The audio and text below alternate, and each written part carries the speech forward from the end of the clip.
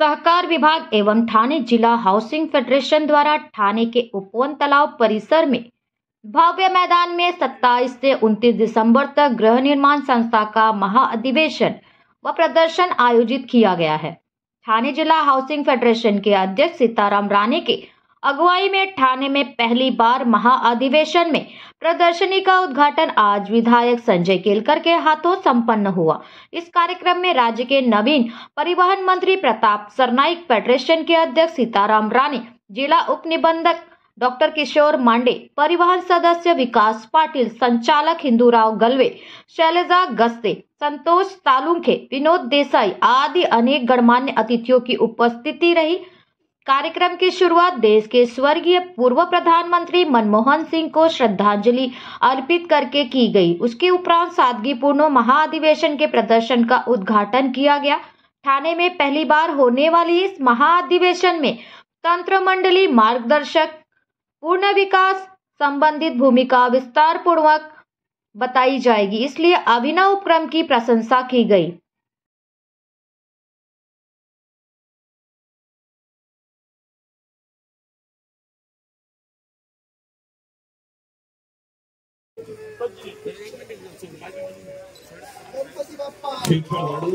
या ठिकाणी माननीय आमदार संजयजी केळकर साहेब यांच्या हस्ते उद्घाटन झालेलं आहे।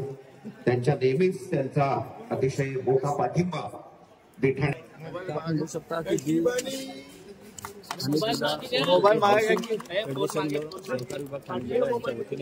आज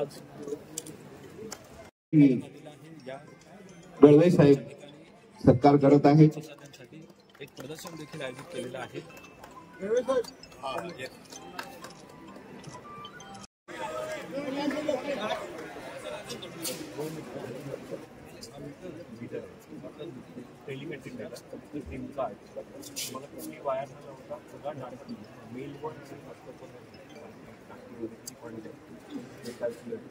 प्रत्येक मेंबरचं याला लावता येईल। 815 मीटर लावलं।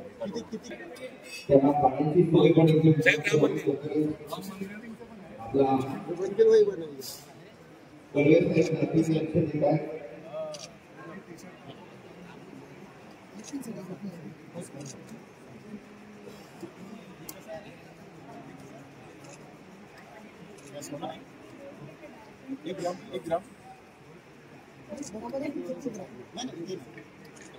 ग्रामची दागिने पिसतले नाही।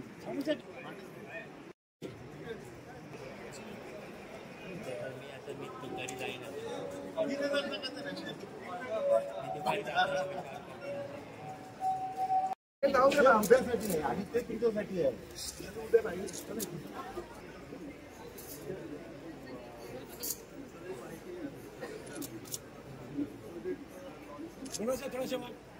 अगोदर फोडले जाते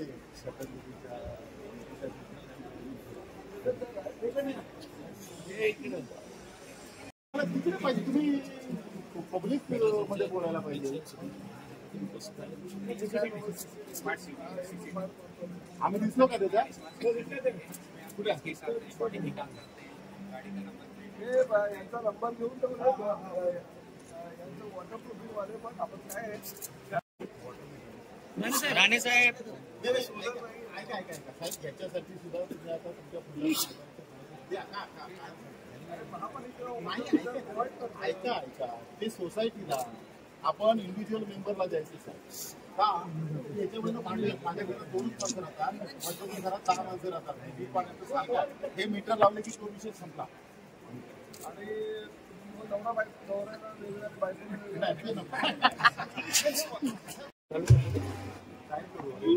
सिंग यांचं दुःखद निधन झालंय। मनमोहन सिंग हे देशातले प्रधानमंत्री तर होते, 10 वर्ष होते। एक सभ्य, संयमी, सुसंस्कृत अशी एक व्यक्ती या देशाला मनमोहन सिंगाच्या रूपाने मिळाली होती।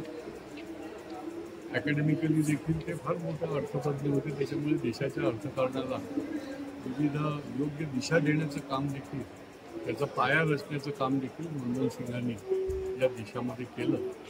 आणि त्याच्यामुळे त्यांनी जो अर्थकारणाचा मार्ग दाखवलेला आहे त्या मार्गावर देश चालत राहील। त्यांच्यासारखा एक संयमी राजकारणाच्या पलीकडे असा त्यांचा चेहरा होता. जरी ते एका पक्षाचे होते तरी देखील ते त्याला म्हणते राजकारणी नव्हते, विद्वान, विचारवंत, अर्थतज्ञ आणि सभ्य असे व्यक्तिमत्व होतं. मी त्यांना आदरांजली वाटतो. तर मी खरं म्हणजे फार अभिनंदन करेन. हाऊसिंग फेडरेशन जे गेली अनेक वर्ष सीताराम राणे यांच्या नेतृत्वाखाली हे चालू आहे. गृहसंकुलं वाढत आहेत, वाढण्याबरोबर त्यांचे प्रश्न वाढत आहेत, त्यांच्या समस्या वाढत आहेत. आणि या सगळ्या गृहसंकुलांना जवळजवळ महाराष्ट्रामध्ये एवढ्या मोठ्या संख्येने 1.5 लाख हाऊसिंग सोसायटी आहेत, जिल्ह्यामध्ये आहेत, शहरामध्ये आहेत, ज्यांना दिशादर्शन दिलं पाहिजे. हा वेगळा नॉन प्रॉफिट सेक्टर आहे सहकारमधला, आणि त्यांना एक दिशादर्शन देण्यासाठी मला वाटते हे भूतपूर्व असं अधिवेशन, महाअधिवेशन या ठिकाणी आज त्याचं प्रदर्शनाचं उद्घाटन झालं आहे. आणि उद्या या अधिवेशनाची सुरुवात होणारे हजारो संस्थेचे प्रतिनिधी येतील. हे फार मोठं काम आहे, कारण की अनेक अडीअडचणींवर उपाययोजना, त्याचं मार्गदर्शन, हे प्रबोधन आहे. एक प्रकारचा एक वर्कशॉप आहे. म्हणजे सोसायटीमध्ये काम करणारे देखील हे नॉन प्रॉफिट सेक्टरमधले लोक आहेत, हे ऑनररी काम करतात.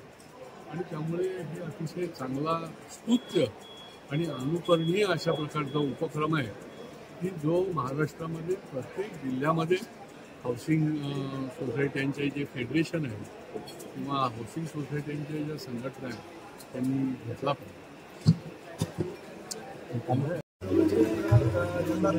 मनापासून शुभेच्छा अतिशय चांगला उपक्रम या ठिकाणी राबवला आहे. आणि प्रामुख्यानं या शिवाजीनगरच्या मैदानावर हा उपक्रम राबवत असताना फक्त ठाणे महापालिका क्षेत्रातीलच नव्हतं, ठाणे जिल्ह्यातील व आसपासच्या परिसरातील लोकसुद्धा या ठिकाणी भेट द्यायला येत आहेत. म्हणजे अतिशय जवळचे सहकारी संजय जयकर साहेब सुद्धा या ठिकाणी आलेले आहेत आणि ते सुद्धा आपल्या भावना व्यक्त करतात. ही गोष्ट मात्र नक्की प्रदर्शन हे जे भरवलं आहे त्यामध्ये विविध उपक्रम राबवले, विविध स्टॉल आहेत. आणि मला माझ्या मतदारसंघामध्ये, म्हणजे मी राज्याचा जरी मंत्री असेल तरी माझ्या मतदारसंघातल्या सोसायट्यांना सोलरच्या माध्यमातून जी काही प्रोव्हिजन करायची असेल त्यासाठी सोलर पॅनल उपलब्ध करून देण्याचा माझा मानस आहे. आणि त्याचबरोबर त्या ठिकाणी मशीन म्हणजे एक साधारण 25 ते 30 हजारच्या मशीन मिळते आणि त्या मशीनच्या माध्यमातून दिवसाला एक 7 ते 8 ज्या गाड्या आहेत त्या तुम्ही चार्ज करू शकता. म्हणजे एखाद्या सोसायटीला जर समजा 4 ते 5 जरी मशीन मिळाले, म्हणजे 1.5 लाखाचा जरी खर्च 1.5-2 लाखाचा केला तरी त्या सोसायटीला एक आपण प्रोत्साहन देऊ शकतो की बाबा तुम्ही इलेक्ट्रिक गाड्याच खरेदी करा. कारण शेवटी डिझेल आणि पेट्रोलच्या वाहनांची संख्या वाढत चालली आहे. त्यामुळे पर्यावरणाचा फार मोठ्या प्रमाणात त्रास होतोय, पर्यावरणाची हानी होते. अशा परिस्थितीमध्ये जर तुम्ही सोलर पॅनलच्या माध्यमातून पाण्याचा वापर केला,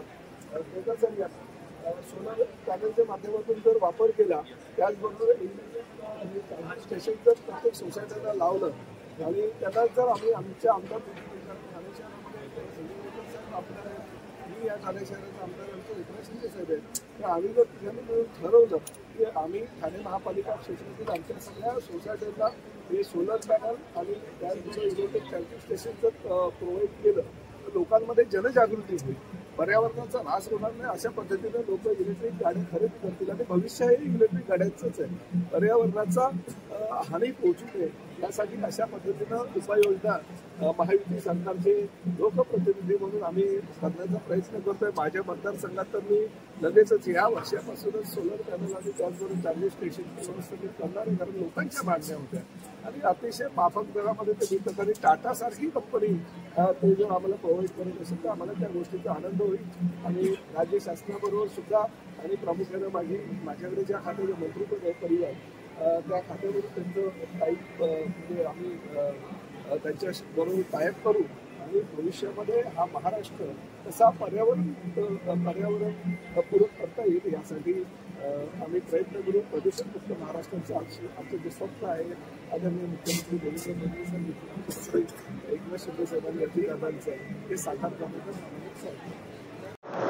ये थाने डिस्ट्रिक्ट का ये ऐसा महाधिवेशन पहला होगा, शायद नहीं, पहला ही है।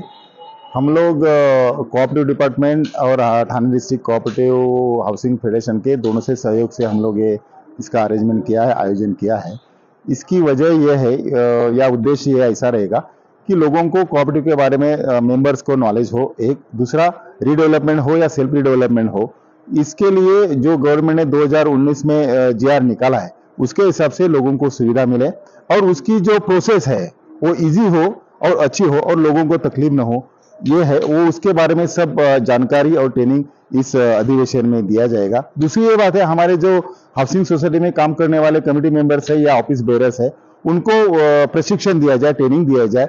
और एक्चुअली रूल में है ये दोनों का सहयोग या दोनों का संगम करके ये प्रोग्राम हमने महाधिवेशन का आयोजन किया है।